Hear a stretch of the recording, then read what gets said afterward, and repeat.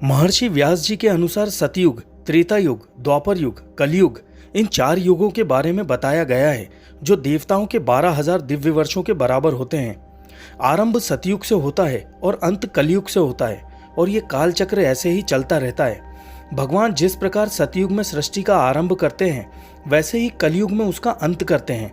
लेकिन क्या आप जानते हैं कि किस युग में मनुष्य की आयु और उसकी लंबाई कितनी हुआ करती थी?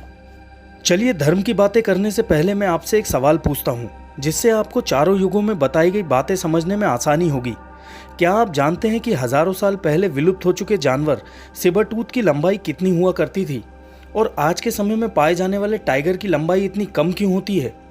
इसके अलावा दुनिया भर में ऐसे कई सबूत मिलते रहे हैं जिनसे पता चलता है कि पहले के समय में मनुष्यों की लंबाई काफ़ी ज़्यादा हुआ करती थी।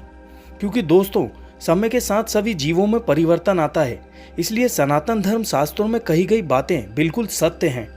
इस वीडियो में आगे बढ़ने से पहले आप सभी से एक रिक्वेस्ट है कि इस वीडियो को लाइक और चैनल को सब्सक्राइब जरूर कर लें ताकि हम ऐसे ही और वीडियोस आपके लिए लाते रहें। अब बात करते हैं सबसे पहले युग यानी सतयुग के बारे में। शास्त्रों के अनुसार सबसे पहला और सबसे बड़ा युग सतयुग है। सतयुग 17,28,000 मानव वर्षों का होता है। इस युग में पुण्य 100% हुआ करता था और पाप का नामो निशान तक नहीं था। सतयुग में मनुष्य की आयु 1,00,000 वर्ष हुआ करती थी और मनुष्य की लंबाई 32 फीट थी। सतयुग में भगवान विष्णु ने मत्स्य, कूर्म, वराह और नरसिंह अवतार लिया था। सतयुग में मनुष्य अपनी इच्छा अनुसार जीवित रह सकते थे। इस युग में मुद्राएं कीमती रत्नों की हुआ करती थी और पात्र सोने के हुआ करते थे। दूसरा युग है त्रेता युग। इस युग की आयु 12,96,000 बताई गई है। त्रेता युग में धरती पर पाप 25% हुआ करता था और पुण्य 75% था। इस युग में मनुष्यों की आयु 10,000 वर्ष हुआ करती थी और मनुष्यों की लंबाई 21 फीट थी।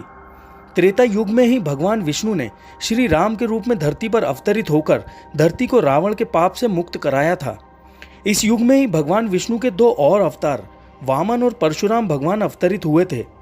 इस युग की मुद्राएं सोने की हुआ करती थी और पात्र चांदी के हुआ करते थे। तीसरा युग है द्वापर युग। इस युग की आयु 8,64,000 वर्षों की थी, जिसमें प्रत्येक मनुष्य 1,000 वर्षों तक जीवित रह सकता था और मनुष्य की लंबाई 11 फीट हुआ करती थी।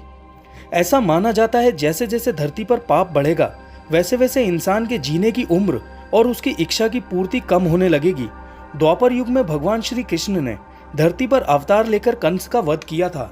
द्वापर युग में मुद्राएं चांदी की हुआ करती थी और पात्र तांबे के हुआ करते थे।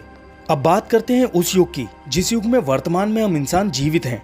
शास्त्रों के अनुसार कलयुग को आखिरी और सबसे छोटा युग बताया गया है। कलयुग 4,32,000 वर्षों का है। ऐसा माना जाता है कि कलयुग में एक आत्मा 45 बार जन्म लेगी। कलयुग में मनुष्य की आयु 100 साल बताई गई है और उसकी लंबाई 5 से 6 फीट होगी। इस युग में मनुष्य पर्यावरण को तहस नहस कर देगा और इस युग में मनुष्य की इच्छा पूर्ति कम हो जाएगी और वो पाप का भागीदार बन जाएगा। कलयुग में भगवान विष्णु कल की अवतार लेंगे। यह अवतार विष्णु यशा नामक ब्राह्मण के घर में जन्म लेगा।